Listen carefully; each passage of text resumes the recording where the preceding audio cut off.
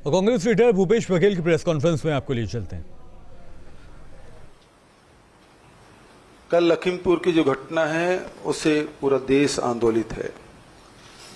जो घटना घटी, सबने मीडिया के माध्यम से देखा कि किस प्रकार से किसानों के साथ बर्बरता की गई, गोलियां चलाई गई, गाड़ियां जलाई गई और गाड़ी चढ़ा दी गई।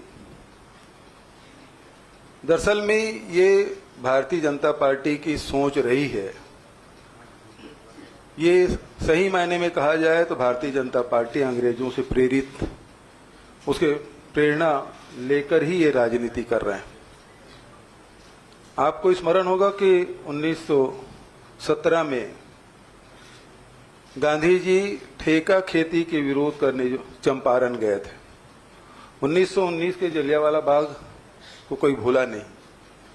1921 में शांतिगंज में वहां भी अंग्रेजों ने गोलियां चलाई थी, जिसका विरोध नेहरू जी करने गए थे रायबरेली। आदरणीय साथियों, ये जो आंदोलन है वो 3 काले कानून जो बनाए गए उसके विरोध में पूरे पंजाब, हरियाणा, उत्तर प्रदेश, राजस्थान, अन्य प्रदेशों में इसका विस्तार हुआ।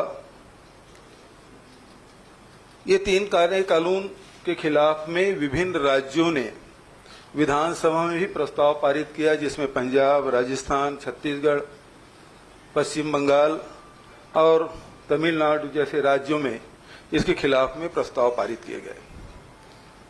लेकिन इनकी हठधर्मिता आपने देखा कि किस प्रकार से ये बात कर रहे हैं। खासकर खट्टर साहब के बात, उन्होंने कहा कि किसान आंदोलनकारियों को लाठी भांजो, जेल जाओ, बड़े नेता बन जाओ। लखीमपुर में जो केंद्रीय गृह राज्य मंत्री हैं, उन्होंने कहा सुधर जाओ नहीं तो हम सुधार देंगे। फिर आप भारतीय जनता पार्टी के जो ऑफिशियल पोस्ट है उसमें हमारे जो किसान नेता हैं राकेश टिकैत जी, उसको किस प्रकार के किस भाषा से का प्रयोग किया गया सभी जानते हैं। और लखीमपुर की घटना से ये बात तय हो गया है कि भारतीय जनता पार्टी को किसान बिल्कुल पसंद नहीं है। वो दबा देना चाहते हैं, कुचल देना चाहते हैं, रौंद देना चाहते हैं, विरोध के स्वर को कतई पसंद नहीं करते। ये एक तानाशाही रवैया, और इसके विरोध में कल जब घटना घटी तो हमारे राष्ट्रीय महामंत्री और यूपी के प्रभारी आदरणीय प्रियंका गांधी जी वहां लखनऊ से सड़क मार्ग से जा रही थी। सीतापुर में उसे रोका गया, बिना वारंट के रोका गया और उसे वहां डिटेन किया गया और उनके साथ दुर्व्यवहार भी किया गया।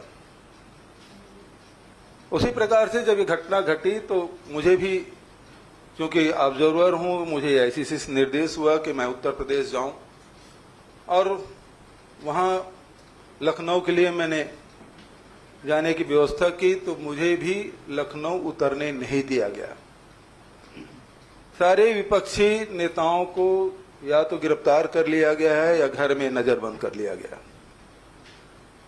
हर किसी को लखीमपुर जाने से रोका जा रहा है।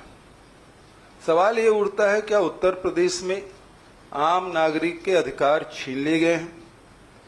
क्या उत्तर प्रदेश जाने के लिए पासपोर्ट और वीजा की जरूरत है? इस प्रकार की घटनाएं घटती है तो राजनीतिक दल के लोग, सामाजिक संगठन के लोग, विभिन्न संगठन के लोग जाते हैं, उस घटना के बारे में जानकारी लेते हैं और उनके न्याय की बात करते हैं। लेकिन लखीमपुर जाने ही नहीं दिया जा रहा है। न प्रियंका जी को जाने दिया जा रहा है, न राजनीतिक दल के लोगों को जाने दिया जा रहा है। हम लोगों को भी, पंजाब के उप मुख्यमंत्री जी भी जाना चाहते थे, उनको भी वहां लखनऊ में प्लेन उतरने के लिए मना कर दिया गया। तो ये स्थिति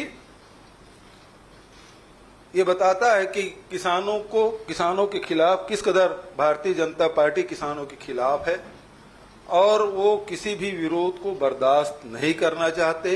ये अंग्रेजों के रास्ते पे चलने वाले लोग अब कृषि कानून में जो लाए हैं वो पूरे ठेके में देकर पूरे हिंदुस्तान के किसानों को वो लूटना चाहते हैं।